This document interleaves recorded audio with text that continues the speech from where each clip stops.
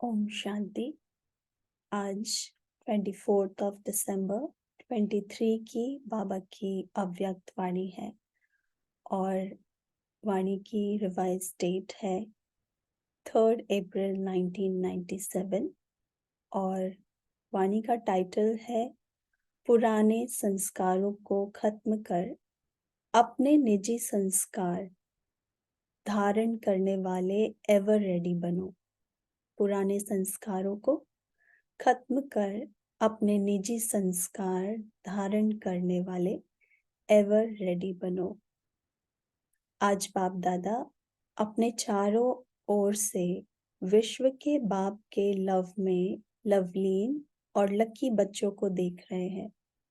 हर एक बच्चे के भाग्य पर बाप को भी नाज है कि मेरे बच्चे वर्तमान समय इतने महान हैं जो सारे कल्प में, चाहे देवता स्वरूप में, चाहे धर्म नेताओं के रूप में, चाहे महात्माओं के रूप में, चाहे पदमपति आत्माओं के रूप में, किसी का भी इतना भाग्य नहीं है जितना आप ब्राह्मणों का भाग्य है। तो अपने ऐसे श्रेष्ठ भाग्य को सदा स्मृति में रखते हो।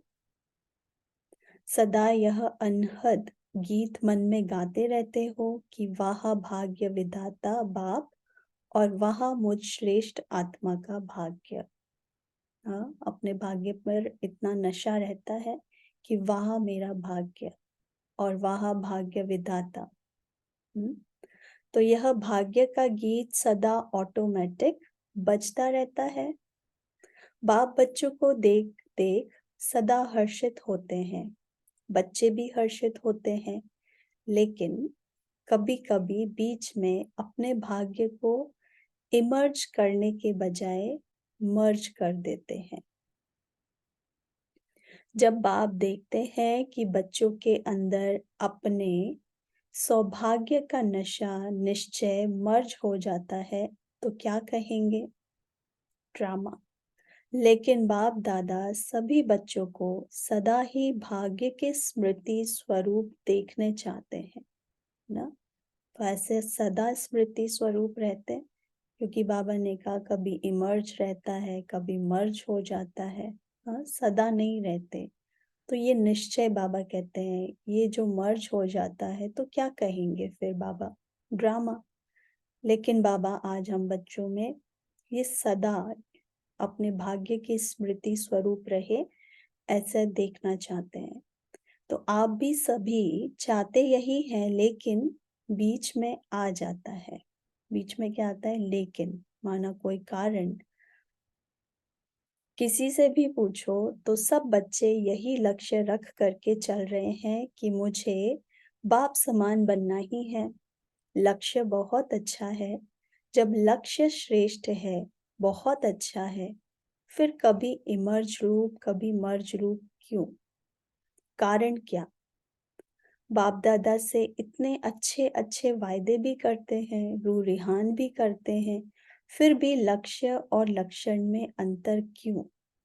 अभी हम सभी देखें क्यों अंतर पड़ जाता है। तो बाप दादा ने रिजल्ट में देखा कि कारण क्या है। वैसे तो आप सब जानते हैं, नई बात नहीं है, फिर भी बाप दादा रिवाइज कराते हैं।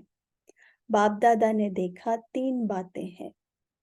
एक है सोचना, संकल्प करना, दूसरा है बोलना, वर्णन करना, और तीसरा है कर्म में, प्रैक्टिकल अनुभव में और चलन में लाना, माना कर्म में लाना।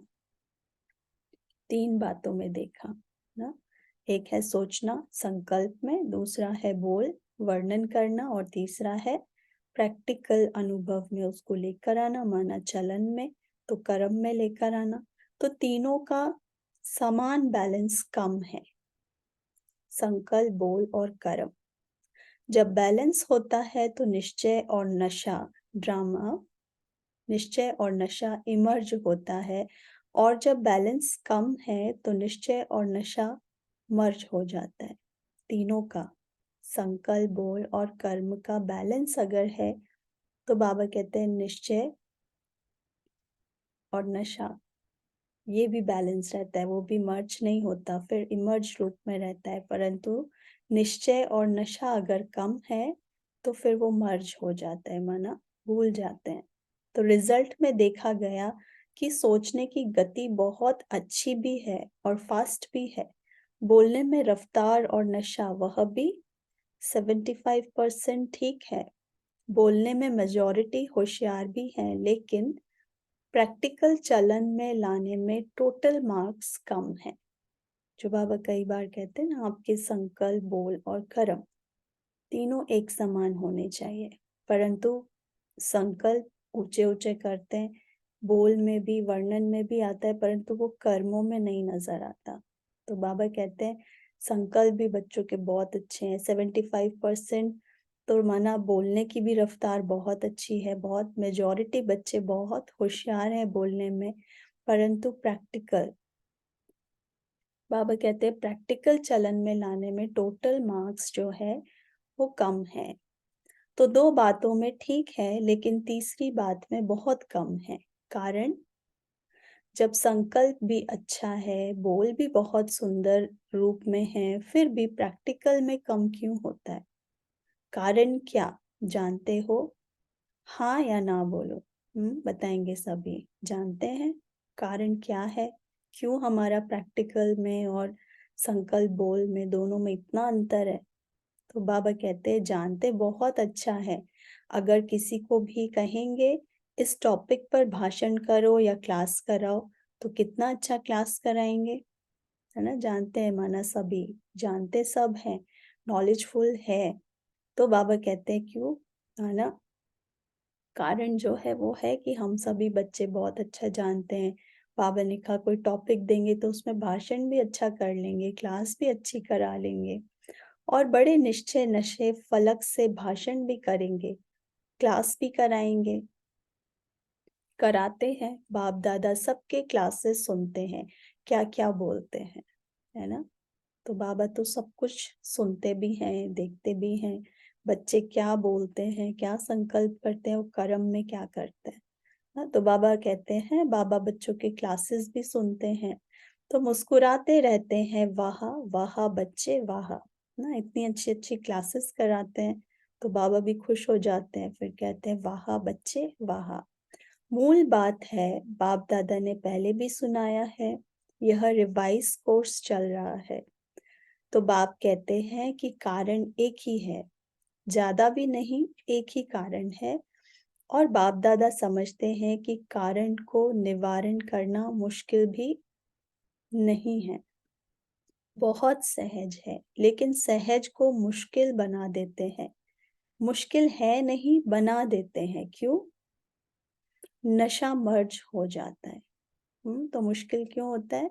क्योंकि बाबा कहते हैं आप बच्चों का जो नशा है वो मर्ज हो जाता है, माना वो इतना ज्यादा इमर्ज रूप में नहीं रहता है, माना वो याद नहीं रहता है। हम बच्चे इतना नशे में नहीं रहते जितना रहना चाहिए अपने भाग्य को देखकर। हाँ? तो एक ही कारण है, जो भी धारणा की बातें सुनते हो, करते भी हो, चाहे शक्तियों के रूप में चाहे गुणों के रूप में, धारणा की बातें बहुत अच्छी अच्छी करते हो, इतनी अच्छी करते हो जो सुनने वाले चाहे अज्ञानी चाहे ज्ञानी सुनकर बहुत अच्छा कहकर खूब तालियां बजाते हैं, बहुत अच्छा कहा। लेकिन कितनी बार लेकिन आया, यह लेकिन ही विघ्न डाल देता है। लेकिन शब्द समाप्त होना अर्थात बाप समान समीप आना, और बाप के समीप आना अर्थात समय को समीप लाना, है ना? तो अब हमें क्या करना है? बहुत अपने भाग्य के नशे में रहना है। क्योंकि बाबा ने कहा बोलते तो बहुत अच्छा है, सभी फिर कहते हैं बहुत अच्छा कहा, बहुत अच्छा, तालियां भी बजा देते हैं, फिर भी वो प्रैक्टिकल में नहीं आता। तो बच्चे क्या कहते हैं? लेकिन कोई कारण, कोई परिस्थिति, कोई बात, तो वो लेकिन शब्द, तो बाबा कहते हैं इस लेकिन शब्द को समाप्त करो, है ना? वो लेकिन हमारे लिए क्या है, हम सभी अपना चेक करें, वो लेकिन क्यों आता है। और फिर बाबा ने कहा जैसे उस लेकिन शब्द को समाप्त करो, वो समाप्त होना चाहिए। जब वो समाप्त होगा तो बाप के समान और समीप आ जाएँगे। और बाबा ने कहा बाप के समान आना अर्थात समय को समीप लाना, है ना? तो जल्दी-जल्दी बाबा कहते हैं आप रचयिता हो, समय को समीप लाने वाले आप हो। अगर समय समीपता को लाएगा तो बाबा कहते हैं मार्क्स समय को मिल जाएगा, आपको नहीं, है ना? तो परिवर्तन किसको करना है? हम बच्चों को। समय पर होगा तो फिर बाबा कहते हैं समय को मार्क्स मिलेगा। इसीलिए बाबा कहते हैं बाप के समीप आना अर्थात समय को भी समीप लाना। लेकिन अभी तक लेकिन शब्द कहना पड़ता है। बाप को अच्छा नहीं लगता लेकिन कहना ही पड़ता है। तो कारण क्या? जो भी कहते हो, धारण भी करते हो, धारणा के रूप में धारण करते हो और वह धारण किसकी थोड़ा समय, किसकी ज़्यादा समय भी चलती है, लेकिन धारणा प्रैक्टिकल में सदा बढ़ती चले। उसके लिए यही मुख्य बात है कि जैसे द्वापर से लेकर अंतिम जन्म तक जो भी अवगुण व कमजोरियां हैं, उसकी धारणा संस्कार रूप में बन गई है और संस्कार बनने के कारण मेहनत नहीं करना पड़ता, है ना? कोई भी जब संस्कार बन जाता है, कोई भी कर्म जब हम उसको बार-बार करते हैं, तब वो संस्कार बन जाता है। तो बाबा ने कहा ये द्वापर से ये जो कमी कमजोरियां आई हैं, ये लेकिन जो कारण बने हैं, वो अवगुण जो आए हैं, कमजोरियां आई हैं, माना कमजोरियों की भी तो धारणा हुई है ना। तो बाबा कहते हैं ये अवगुण, कमी, कमजोरियां, इनकी धारणा जो द्वापर से हुई है, तो वो अभी तक वो बार-बार आते-आते जैसे उसने संस्कार का रूप धारण कर लिया है और अब कोई भी बात आती है तो वो संस्कार आपे ही क्या होता है इमर्ज रूप में आ जाता है। कोई भी बात आई, परिस्थिति आई तो वो संस्कार सहज ही आ जाता है ना? तो ऐसे बाबा कहते हैं उसको छोड़ना भी चाहते हैं, अच्छा नहीं लगता, फिर भी कहते हैं क्या करें, मेरा संस्कार ऐसा है। आप बुरा नहीं मानना, मेरा संस्कार ऐसा है। संस्कार बना कैसे? है ना? तो बाबा कहते हैं ये संस्कार बना कैसे? बार-बार रिपीटेडली जब हम किसी कर्म को बार-बार करते हैं, तो वो हमारा संस्कार बन जाता है। और बाबा कहते हैं ये अवगुण, कमी, कमजोरी, ये आत्मा के ओरिजिनल संस्कार तो है ही नहीं। ये तो द्वापर से रावण के, दूसरे के हैं। तो ये जैसे कि करते-करते अब वो संस्कार बन गया। अब वो कोई भी बात आती है तो सहज वो संस्कार सामने आ जाता है। फिर जब क्योंकि वो संस्कार हमारा है नहीं तो वो अच्छा नहीं लगता है, अनुभव अच्छा नहीं है, तो फिर कहते हैं औरों को अपनी क्लैरिटी देते हैं कि हमारा ये संस्कार नहीं है, आप बुरा नहीं मानना, मेरा ये संस्कार ऐसा है, इस रीति बोलते हैं। तो बाबा कहते हैं संस्कार बना कैसे? बनाया तभी तो बना ना, तो जब द्वापर से यह उल्टे संस्कार बन गए जिससे आप समय पर मजबूर भी होते, फिर भी कहते हो क्या करे संस्कार है, तो संस्कार सहज ना चाहते हुए भी प्रैक्टिकल में आ जाते हैं ना। किसी को क्रोध आ जाता है, थोड़े समय के बाद कहते हैं आप बुरा नहीं मानना, मेरा संस्कार है। क्रोध को संस्कार बनाया, अवगुण को संस्कार बनाया और गुणों को संस्कार क्यों नहीं बनाया है? जैसे क्रोध अज्ञान की शक्ति है और ज्ञान की शक्ति शांति है, सहन शक्ति है। तो अज्ञान की शक्ति क्रोध को बहुत अच्छी तरह से संस्कार बना लिया है और यूज़ भी करते रहते हो। फिर माफ़ी भी लेते रहते हो। माफ़ कर देना, आगे से नहीं होगा और आगे और ज़्यादा होता है। कारण? क्योंकि संस्कार बना दिया है।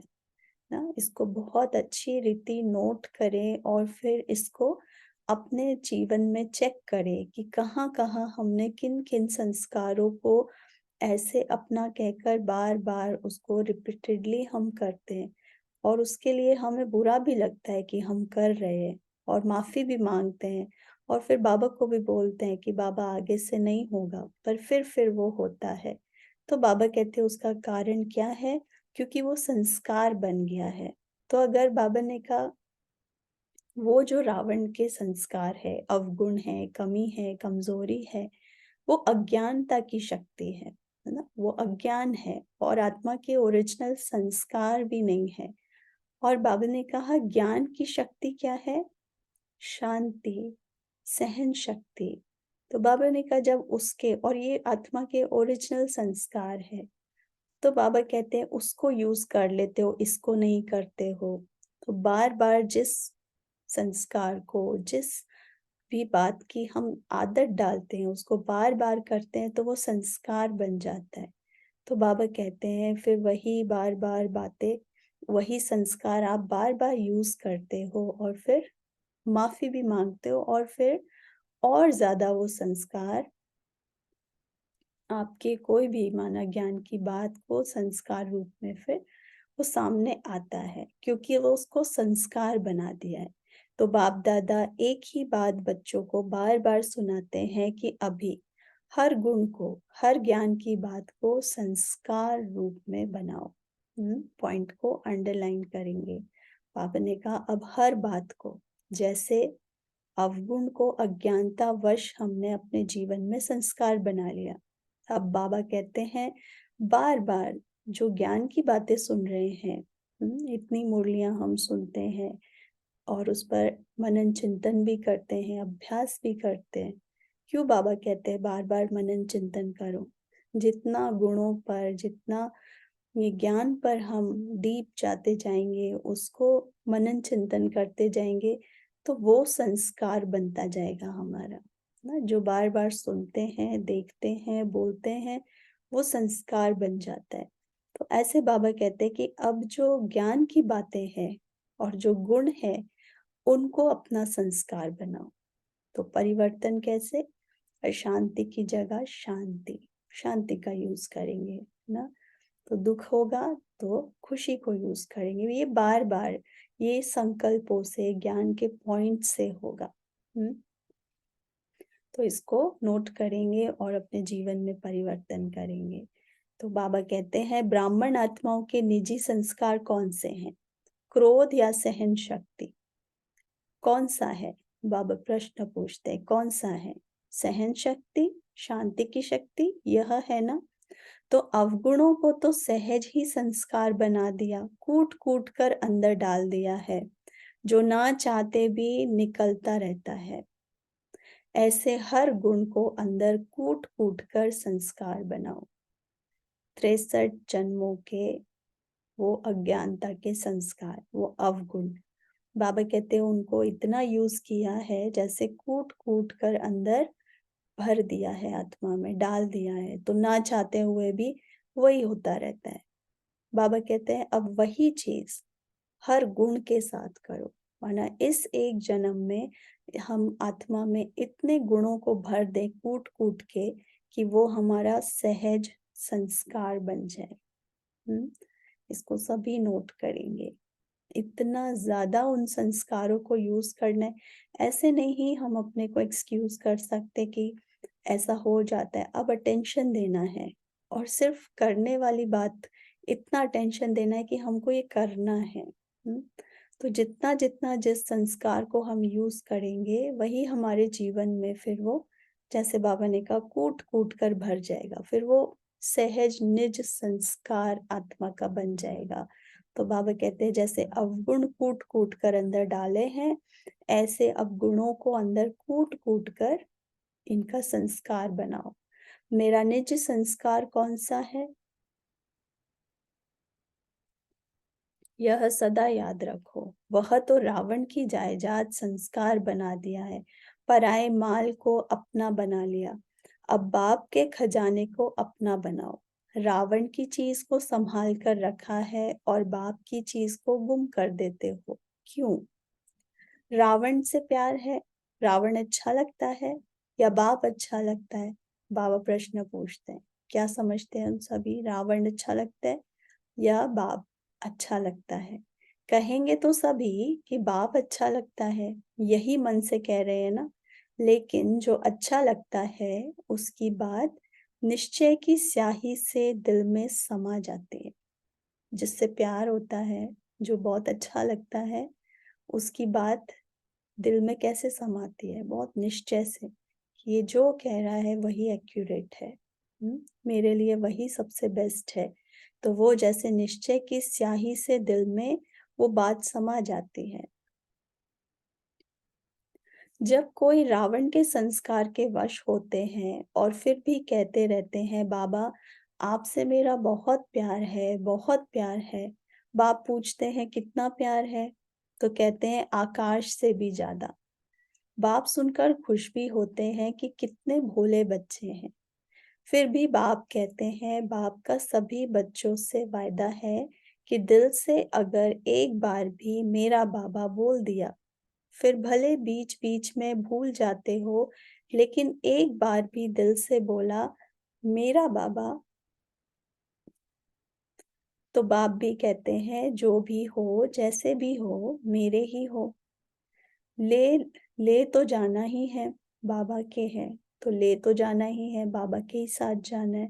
तो बाबा कहते हैं, जब दिल से एक बार कह दिया मेरा बाबा, तो बाबा भी कहते हैं, हाँ बच्चे आप जो हो, जैसे हो, मेरे हो, साथ तो लेके ही जाते हैं, लेके ही जाना है, तो ले तो जाना ही है। सिर्फ बाप चाहते हैं कि बाराती बनकर नहीं चलना, क्या बनकर जाना है?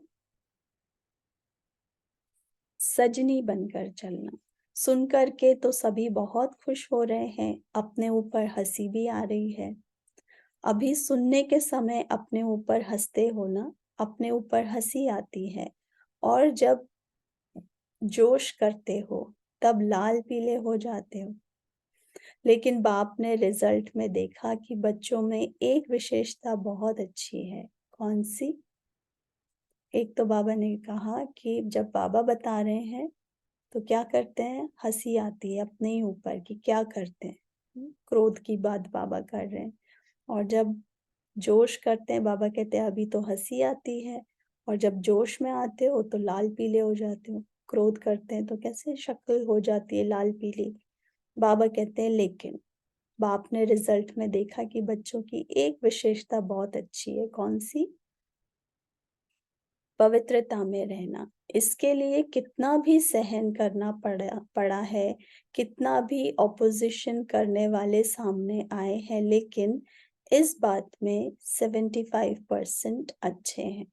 कोई गसिया माना गपोड़ा भी लगाते हैं, लेकिन फिर भी 75% ने इस बात में पास होकर दिखलाया है। अब उसके बाद दूसरा सब्जेक्ट कौन सा आता है? क्रोध। ये दो मुख्य है ना, बाबा कहते हैं काम और क्रोध। ये बहुत, जैसे बाबा कहते हैं, ये बहुत बड़े विकार है। पांचों विकारों में सबसे मुख्य बाबा कहते हैं काम विकार और क्रोध। ये दोनों ही बहुत बड़े हैं। तो काम विकार पवित्रता की धारणा में तो बाबा कहते हैं इसमें बच्चे बहुत अच्छे हैं, इसमें विशेषता बहुत अच्छी है। 75% बच्चे अच्छे हैं। और फिर दूसरा बाबा ने कहा क्रोध।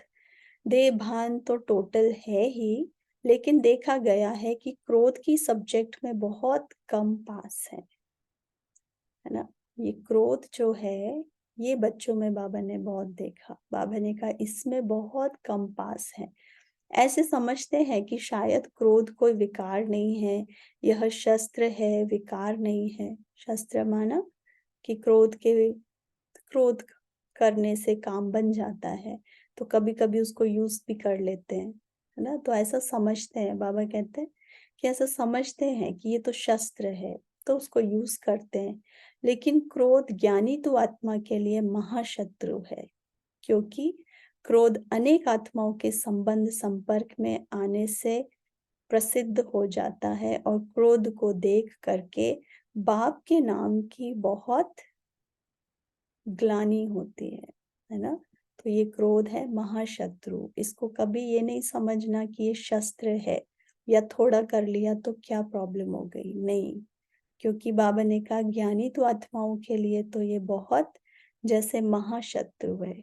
क्योंकि जब अनेक आत्माओं के संबंध संपर्क में हम आते हैं, बाबा के बच्चे, तो जैसे कि बहुत बाबा ने कहा, फिर वो प्रसिद्ध हो जाता है क्रोध। और बातें भल हैं, गुण भी बहुत होते हैं, परंतु एक कमी, जैसे कहते हैं व्हाइट पर एक छोटा सा दाग भी होगा तो वो बहुत स्पष्ट नजर आता है। तो ऐसे ही ये तो फिर बाबा कहते हैं महाशत्रु है। तो जैसे जब बाबा के बच्चे फिर इतना संबंध संपर्क में जब आते हैं, तो ये क्रोध क्रोध प्रसिद्ध हो जाता है, माना देखने में बहुत आता है। और फिर क्या होता है, ग्लानि, बाप के नाम की ग्लानि कराते हैं। तो कहने वाले यही कहते हैं, देख लिया ज्ञानी तू आत्मा बच्चों को, है ना। तो ऐसे शब्द कितनी ग्लानि कराते हैं बाबा के। तो क्रोध के बहुत रूप हैं। एक तो महान रूप आप अच्छी तरह से जानते हो, दिखाई देता है, यह क्रोध कर रहा है। दूसरा, क्रोध का सूक्ष्म स्वरूप अंदर में ईर्ष्या, द्वेष, घृणा होती है। ये क्रोध के सूक्ष्म रूप हैं। एक है कि स्थूल में दिख ही रहा है कि ये क्रोध कर रहा है ये व्यक्ति, और दूसरा ये जो सूक्ष्म रूप है ये नजर नहीं आते, परंतु ये अंदर ही अंदर मनुष्य को जलाते रहते हैं, जैसे ईर्ष्या, द्वेष, घृणा। तो इस स्वरूप में जोर से बोलना या बाहर से कोई रूप नहीं दिखाई देता है, लेकिन जैसे बाहर क्रोध होता है तो क्रोध अग्नि रूप है ना, वह अंदर खुद भी जलता रहता है और दूसरे को भी जलाता रहता है ना। तो ये क्रोध क्या करता है, जब कोई क्रोध करता है तो कैसे बाबा ने बताया, चेहरा कैसा हो जाता है, लाल पीला, है ना, कितना जलाता है उसको। और बाबा ने कहा ये जो क्रोध के जो सूक्ष्म रूप हैं, ईर्ष्या, द्वेष, घृणा, ये भी अंदर से जलाते हैं, है ना, अंदर से मनुष्य जल रहा होता है। तो ऐसे ईर्ष्या, द्वेष, घृणा यह जिसमें है, वह इस अग्नि में अंदर ही अंदर जलता रहता है। बाहर से लाल पीला नहीं होता, लाल पीला फिर भी ठीक है, लेकिन वह काला होता है। लाल पीला फिर भी ठीक है, बाहर से दिख रहा है, क्रोध कर रहा है, तो बाद में उस व्यक्ति को पश्चाताप तो होता ही है, परंतु ये अंदर में जो है, ये सूक्ष्म, बाबा कहते हैं ये तो एकदम काला होता है। तो तीसरा, क्रोध की चतुराई का रूप भी है, चतुराई के रूप में भी ये चतुराई, है ना। तो ये भी जैसे कि बाबा कहते क्रोध का रूप है, बाहर से लाल पीला नहीं होता, लाल पीला फिर भी ठीक है। तो बाबा कहते तीसरा क्रोध की चतुराई का रूप भी है। वह क्या है, कहने में समझने में ऐसे समझते हैं, वह कहते हैं कि कहाँ कहाँ सीरियस होना ही पड़ता है, कहाँ कहाँ लॉ उठाना ही पड़ता है कल्याण के लिए। अभी कल्याण है या नहीं वह अपने से पूछो, है ना। लॉ उठा लेते हैं, लॉ माना लॉ हाथ में लेना, और फिर जैसे कि समझना कि ये कल्याण के लिए ऐसा करना पड़ता है। तो बाबा कहते हैं ये भी क्रोध का रूप है, क्योंकि लॉ हाथ में उठाना ये कल्याणकारी है या नहीं, ये अपने से पूछो। क्योंकि बाबा ने तो कभी नहीं कहा कि लॉ हाथ में उठाओ ना, लॉ कभी भी बाबा इसके लिए तो अलाउ ही नहीं करते। फिर भी अगर ऐसा करते हैं तो बाबा कहते हैं ये क्रोध का ही रूप है ना। तो जैसे सीरियस होना पड़ता है, बाबा कहते हैं नो। तो बाप दादा ने किसी को भी अपने हाथ में लॉ, कानून उठाने की छुट्टी नहीं दी है। क्या कोई मुरली में कहा है कि भले लॉ उठाओ, क्रोध नहीं करो। लॉ उठाने वाले के अंदर का रूप वही क्रोध का अंश होता है ना। तो लॉ उठाना माना ये क्रोध का अंश है, कि लॉ उठा लेते हैं हाथ में और फिर कहते हैं कि जो वही कह रहे हैं वही सही है, उस रीति से माना स्ट्रिक्ट, सीरियस। तो जो निमित्त आत्माएं हैं वह भी लॉ उठाते नहीं है, लेकिन उन्हों को लॉ रिवाइज कराना पड़ता है। लॉ कोई भी नहीं उठा सकता, लेकिन निमित्त है तो बाप द्वारा बनाए हुए लॉ को रिवाइज करना पड़ता है। लॉ केवल वही है जो बाबा की श्रीमत है, जो बाबा ने बताया है। तो जो निमित्त करते हैं वो भी वही श्रीमत अनुसार लॉ उठाते हैं, उठा सकते हैं।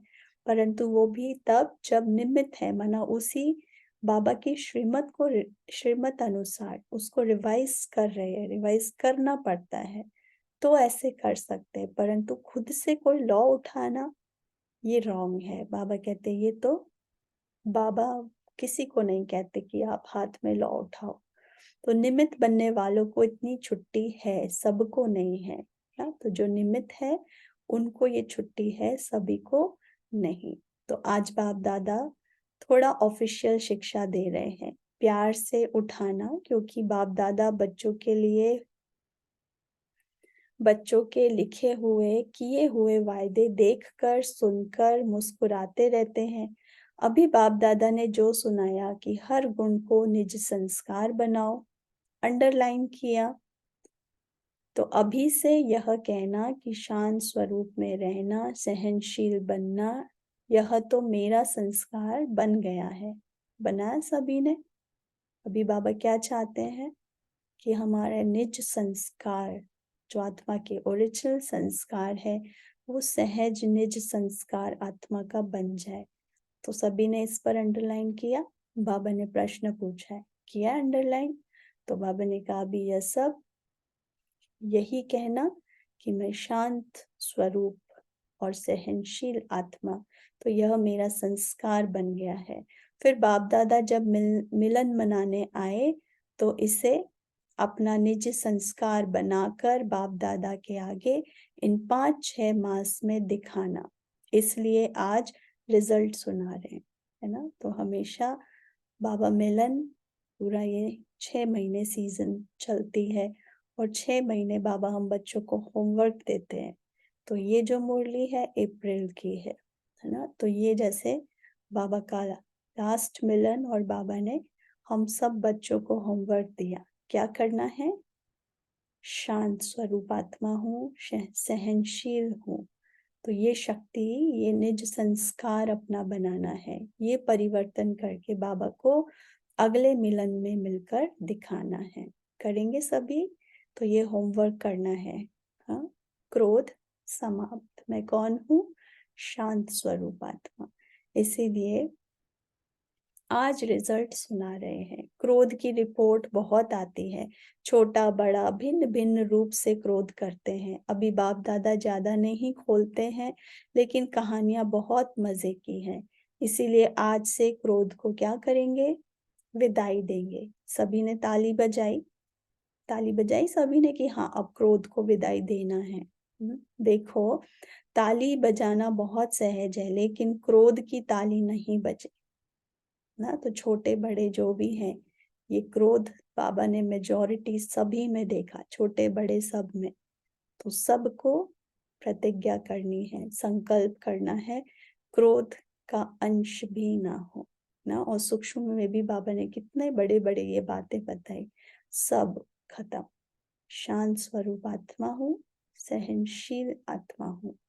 बाप दादा भी यही बार बार सुनने नहीं चाहते हैं, फिर भी रहम पड़ता है तो सुन लेते हैं। तो अब से यह नहीं कहना कि बाबा वायदा तो किया लेकिन फिर आ गया, क्या करें, चाहते नहीं हैं आ जाता है। आप ही माया को समझा दो, क्रोध को समझा दो, तो यह पुरुषार्थ भी बाप करे और प्रारब्ध बच्चे लेंगे।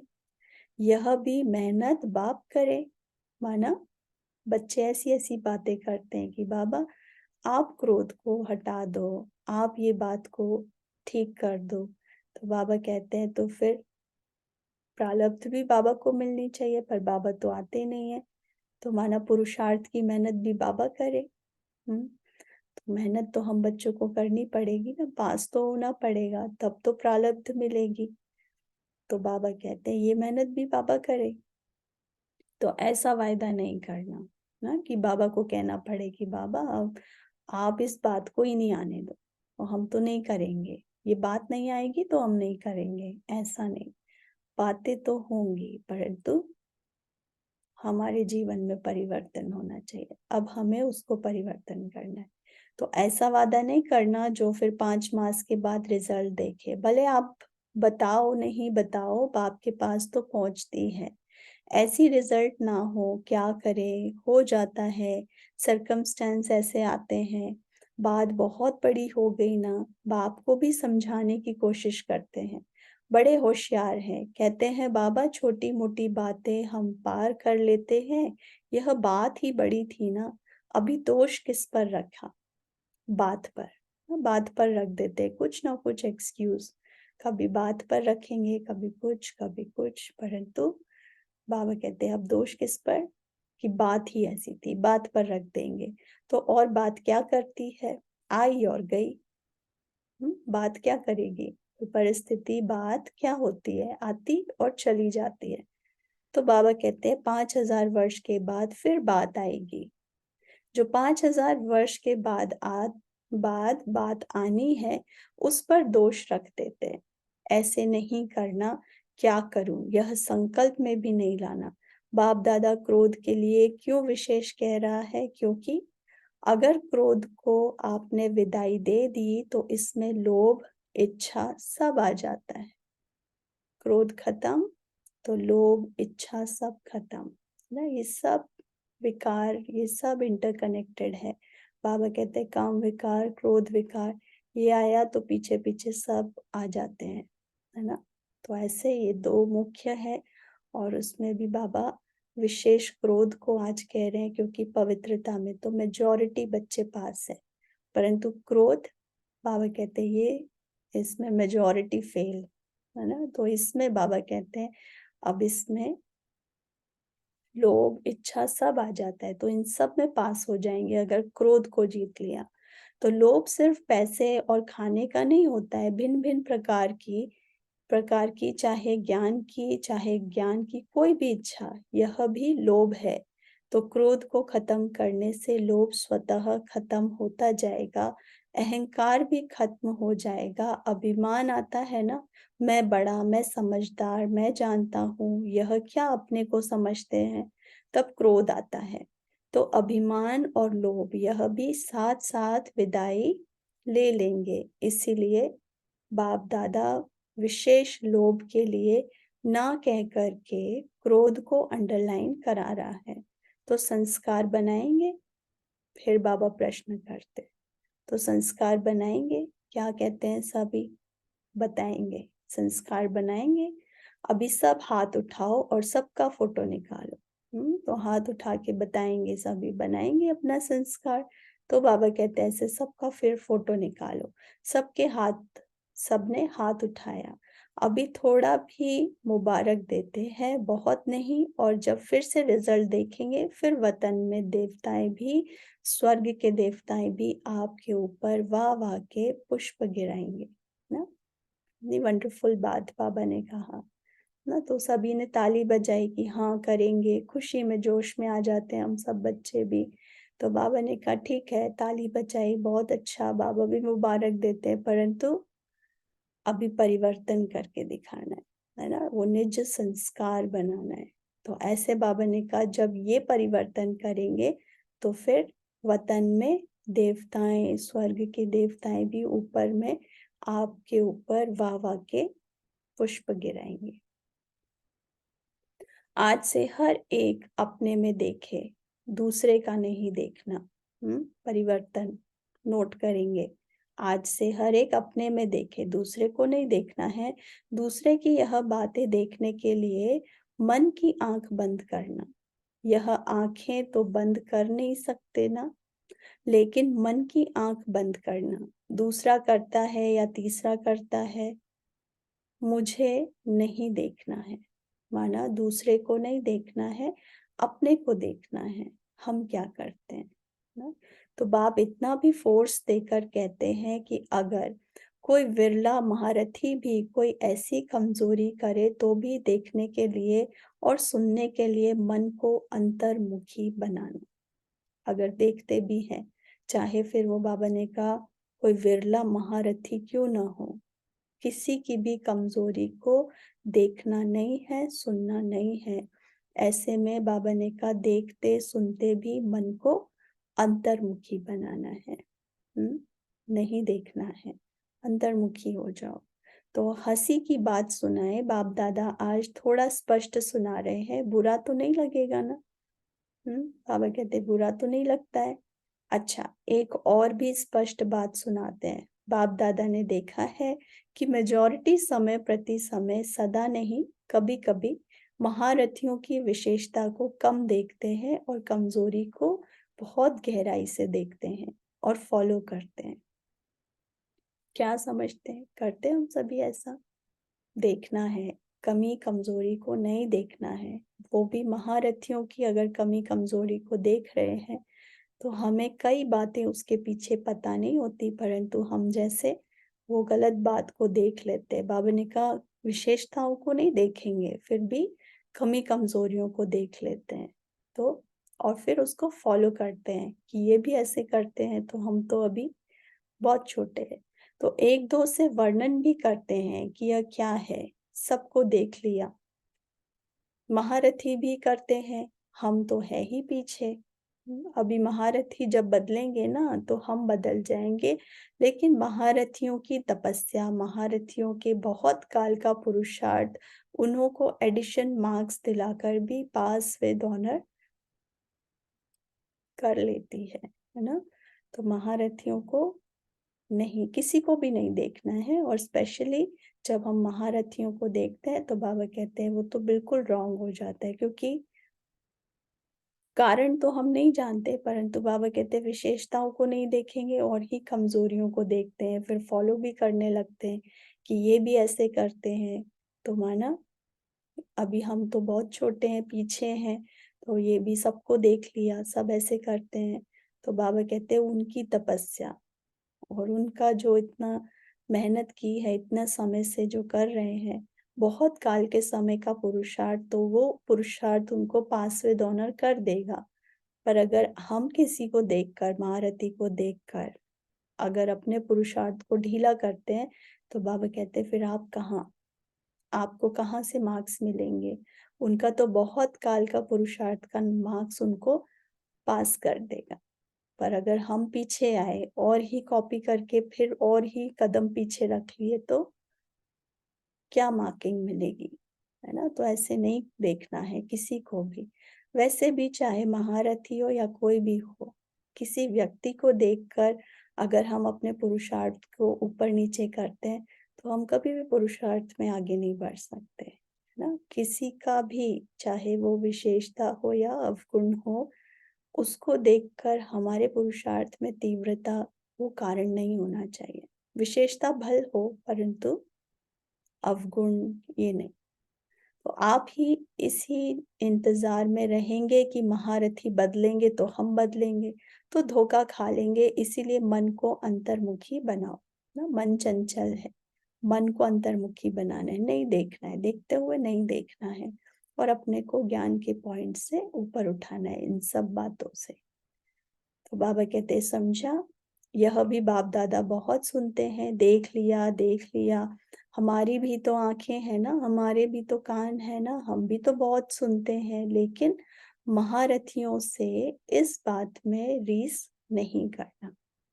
महारथियों से तो बिल्कुल नहीं, और विशेष किसी से भी नहीं करना है। किसी को देखकर हमारे पुरुषार्थ में फर्क पड़े, ये तो बहुत कमजोर पुरुषार्थ है ना। तो अच्छाई की रेस करो, बुराई की रेस नहीं करो, नहीं तो धोखा खा लेंगे। बाप को तरस पड़ता है क्योंकि महारथियों का फाउंडेशन निश्चय अटूट अचल है। उसकी दुआएं एक्स्ट्रा महारथियों को मिलती है। इसीलिए कभी भी मन की आंख को इस बात के लिए नहीं खोलना, बंद रखो। सुनने के बजाय मन को अंतर्मुखी रखो, है ना। तो मन की आंख और कान इन सभी बातों से बंद, है ना। उनका फाउंडेशन निश्चय का और उनकी दुआएं और बहुत काल का पुरुषार्थ बहुत ऊंचा है, जो उनको बाबा ने कहा पास विद ऑनर बना देगा। इसमें आपको अपनी आंखें बंद करनी है, ये कुछ भी नहीं देखना है।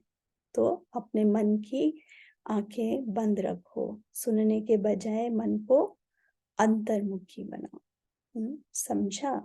बाबा कहते समझा। अच्छा, हम सभी बाप दादा से याद प्यार लेंगे। चारों ओर के सर्व बाप दादा के लवलीन आत्माएं, सर्व बाप के सेवाधारी आत्माएं, सर्व सहज पुरुषार्थ को अपनाने वाली श्रेष्ठ आत्माएं सदा बाप समान बनने के लक्ष्य और लक्षण को समान बनाने वाली बाप के समीप आत्माओं को बाप दादा का बहुत बहुत याद प्यार और नमस्ते। हम रूहानी बच्चों की रूहानी माता पिता बाप दादा को याद प्यार, गुड मॉर्निंग और नमस्ते।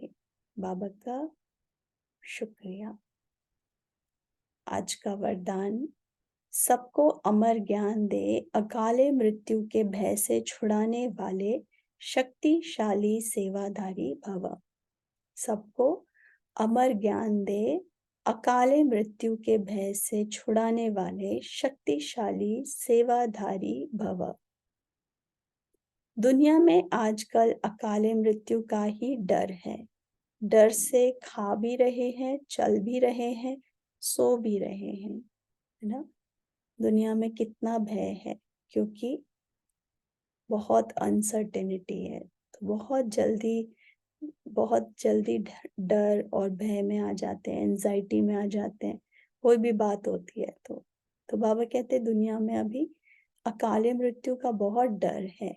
डर से जी रहे हैं, जीवन चल रही है, माना खा भी रहे हैं, चल भी रहे हैं, सो भी रहे हैं। ऐसी आत्माओं को खुशी की बात सुनाकर भय से छुड़ा ना। खुशी की बात क्या? भगवान आया है धरा पर ना। तो जैसे बहुत खुशी की बात है, इसमें फिर सारा भय खत्म हो जाता है। भगवान मिल गया तो सारा भय खत्म हो जाता है। तो बाबा कहते हैं ऐसे में फिर उनको खुशी की बात सुनाकर भय से छुड़ाओ। उन्हें खुशखबरी सुनाओ कि हम आपको 21 जन्मों के लिए अकाले मृत्यु से बचा सकते हैं। हर आत्मा को अमर ज्ञान दे, अमर बनाओ, जिससे वे जन्म जन्म के लिए अकाल मृत्यु से बच जाएं, है ना। तो पहले तो बाबा कहते हैं उनको ये ज्ञान बताओ, ज्ञान के ये बाबा का परिचय देना, ज्ञान में उनको ज्ञान की ये बात बताना कि कैसे 21 जन्मों में माना जन्मों के लिए वो अकाल मृत्यु से बच सकते हैं, है ना। तो जैसे हमें तो बाबा का ये, जब बाबा का परिचय मिला तो जैसे जीते जी मर गए, तो मृत्यु का कोई भय नहीं। परसों की मुरली में बाबा ने कहा तुम काल पर विजय प्राप्त कर लेते, तुम बच्चों की अकाले मृत्यु नहीं होती। तो ऐसे उनको भी ये ज्ञान ऐसे समझाओ कैसे हम अमर बन जाते हैं, अकाले मृत्यु नहीं होती और जन्म जन्म के लिए अकाले मृत्यु से ऐसे बच जाए। तो ऐसे अपने शांति और सुख के वाइब्रेशन से लोगों को सुख चैन की अनुभूति कराने वाले शक्तिशाली सेवाधारी बनो। बहुत आवश्यकता है इस सेवा की, और इसके लिए विशेष पहले स्वयं को शक्तिशाली बनाना बहुत आवश्यक है, क्योंकि समय तो बहुत ज्यादा ऐसा चल रहा है जो लोगों में बहुत भय है ना। कभी भी कुछ भी हो जाएगा, इस चीज से बहुत डरते हैं। कभी भी अकाले मृत्यु हो जाएगी, क्योंकि बहुत हो रही है तो उससे डरते भी हैं ना। तो बहुत अनसर्टेनिटी है जीवन की भी, और जैसे कि दुनिया में भी समय में बहुत ही अनसर्टेनिटी है, और बहुत लोग इन चीजों से भय में है, एंजाइटी में है। बहुत आत्माओं को फिर ऐसे में उनको खुशी की बातें सुनाकर उनको ऐसे भय से छुड़ाना है। तो ऐसे में बाबा ने कहा पहले अपनी शांति और सुख के, ऐसे अपने शांति और सुख के वाइब्रेशन से उनके सुख चैन, उनको भी सुख और चैन की अनुभूति कराना है ना। तो ऐसे शक्तिशाली सेवाधारी बनो ना। तो बनेंगे, इतना शक्तिशाली हम बच्चों को बनना है, और बहुत शक्तिशाली। तो बाबा की ये सेवा हम कर सकते हैं, औरों को भी सुख चैन और इस भय से मुक्त कर सकते हैं। बाबा ने कहा सबको अमर ज्ञान दे, अकाले मृत्यु के भय से छुड़ाने वाले शक्तिशाली सेवाधारी भव। स्लोगन है, याद और सेवा का बैलेंस रखने से ही सर्व की दुआएं मिलती हैं। याद और सेवा, जब बाबा की याद में रहकर हम सेवा करते हैं तो दुआएं मिलती हैं, है ना। तो हमेशा ये दोनों का बैलेंस याद रखना है, याद और सेवा। जब हम ऐसे सेवा करेंगे बाबा की याद में तो दुआएं, बहुत दुआएं मिलती हैं। हाँ, अच्छा, ओम शांति। तो आज सारा दिन मनन चिंतन करेंगे बाबा ने कैसे आज हम बच्चों को परिवर्तन करने के लिए जो ज्ञान बाबा ने हमें दिया है, बाबा ने कहा ये बच्चों के जीवन में धारण होना चाहिए। तो ऐसे अवगुणों को जो संस्कार बनाकर चल रहे हैं, जो समझते हैं ये कमी, ये कमजोरी है, वो कैसे कमी कमजोरी बनी। अब वैसे ही बाबा ने कहा कूट कूट कर अपने अंदर ये निज संस्कार भरने हैं आत्मा में। जो आत्मा का निज संस्कार है उनको अपने जीवन में धारण करना है। तो ज्ञान युक्त आत्मा, ज्ञानी तो आत्मा जिसके जीवन में धारणा हो, जो धारणा युक्त होंगे वही ज्ञानी तो आत्मा है। तो हमारे जीवन में ऐसी धारणाएं हो, हमारे जीवन में वो परिवर्तन हो जो औरों को ये ज्ञान प्रत्यक्ष नजर आए ना। तो ऐसे बाबा ने फिर कहा ऐसे फिर शक्तिशाली सेवाधारी भी बनना है और याद और सेवा के बैलेंस से दुआएं भी कमानी है। अच्छा, ओम शांति। मिनट बाबा की याद में बैठेंगे।